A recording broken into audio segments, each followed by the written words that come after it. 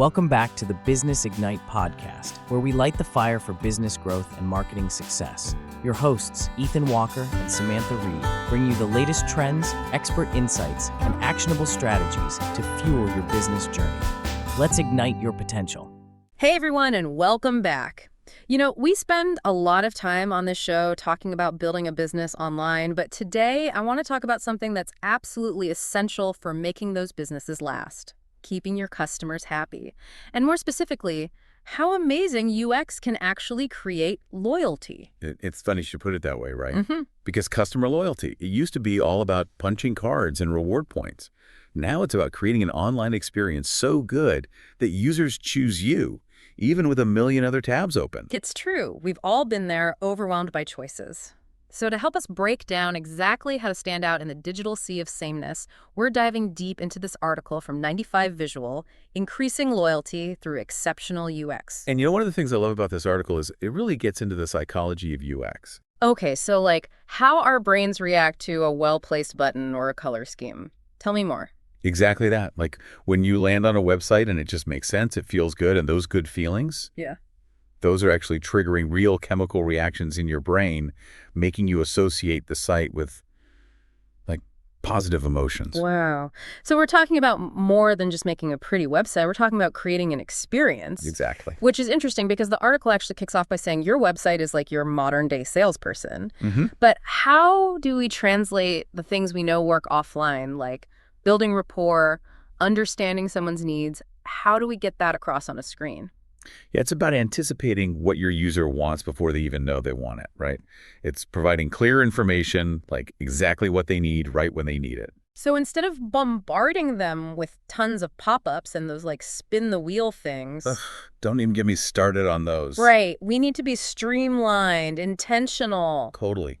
Every single element. Yeah. From like where you place your call to action buttons to how you're visually organizing your content, all of that shapes the experience. Think of those websites that just seem to get you. Oh, I know exactly what you mean. It's like they've read your mind. Everything's easy to find. It loads super fast. You don't even notice it, but you just feel good being there. Exactly. And a lot of that is about those tiny details, the things most people don't even realize are affecting it. We call them micro interactions. Micro interactions. Okay, now you have to explain because I've never actually heard that term before. Okay, so think about it like this. What happens when you hover over a button or when you scroll down the page? Are there smooth transitions, subtle animations, even something as simple as the way a form field lights up when you're filling it out? Those are micro interactions. Wow. So we're talking like next level detail. Exactly. And they make all the difference. It's amazing how much goes into creating a really great website, which I guess brings us back to that whole dopamine thing. Because I remember the article mentioned that a well-designed website can actually trigger dopamine release in the brain, which is kind of wild when you think about it. It's true. And it makes sense, right? Think about it. If something's visually appealing, it's easy to use, we find the information we need. Our brains are like, yes, reward. It's like that little rush you get finding a $20 bill in your pocket. But for websites. It's like, add to cart. My brain is happy. Exactly. And that feeling, that's what keeps people coming back. That makes total sense. But here's my question. How do we keep things fresh? I mean, the internet changes so quickly.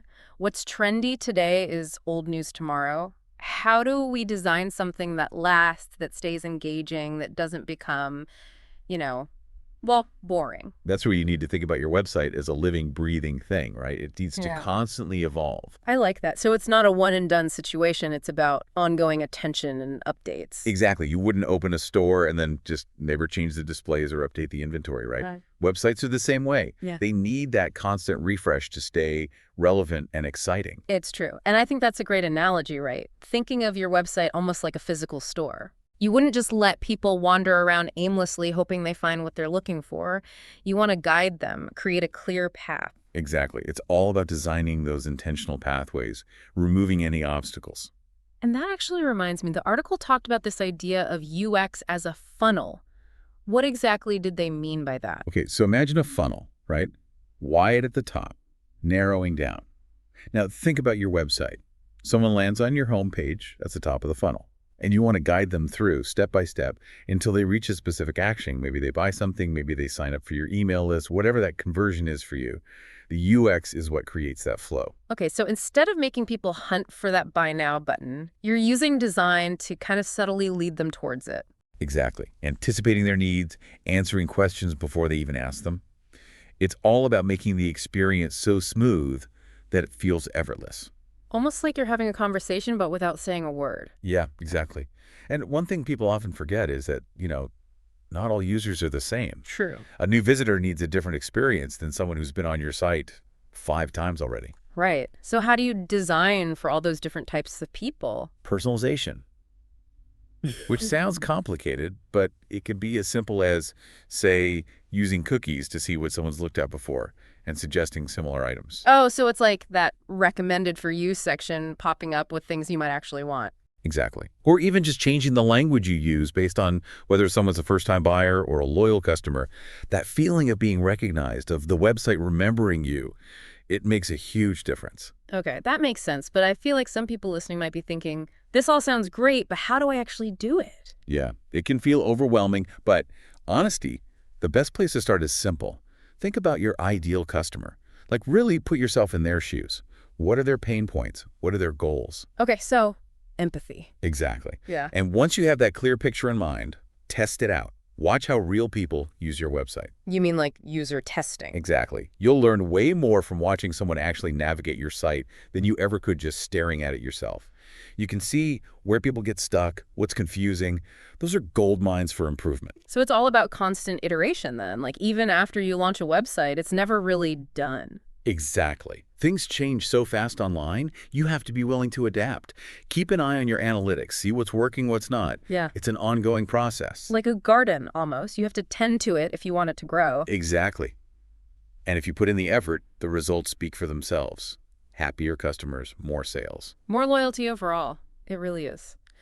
Okay, so we've covered a ton of ground here. From those tiny micro interactions to the psychology of dopamine, it's clear there's a lot more to UX than meets the eye. But if our listeners are going to take away just one thing from this whole conversation, what do you think it should be? For me, it always comes back to that idea of human connection. Even though we're talking about websites and technology, at the end of the day, UX design is about understanding people. Yeah, it's about creating an experience that feels personal, even if it's happening through a screen. Exactly. It's like, how would you want to be treated if you walked into a store? Mm-hmm. You want someone to say hello, to answer your questions, to make you feel welcome. A website should be no different. So it's about building relationships, even in a digital space. Absolutely. And when you do that well, people remember it. They come back. They tell their friends. And that translates to loyalty, which, let's be honest, is the holy grail for any business. It really is.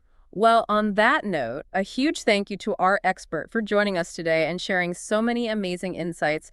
This has been an incredibly eye-opening conversation. It's been a pleasure being here. And to everyone listening, we hope this deep dive has inspired you to take a closer look at your own website, not just at what it looks like, but at how it makes people feel. Because those small details, that human touch, that's what creates an experience people will remember. And in today's world, that's more valuable than ever. Absolutely. Okay, until next time, happy designing. Thanks for tuning in to the Business Ignite podcast, where we fuel your business growth and marketing success. If you enjoyed today's episode, be sure to rate and review us. It does help others find the show. Don't forget to follow us on social media at Business Ignite Podcast and share this episode with a friend. Keep the fire burning. And remember, your success is just one strategy away. Until next time, stay ignited.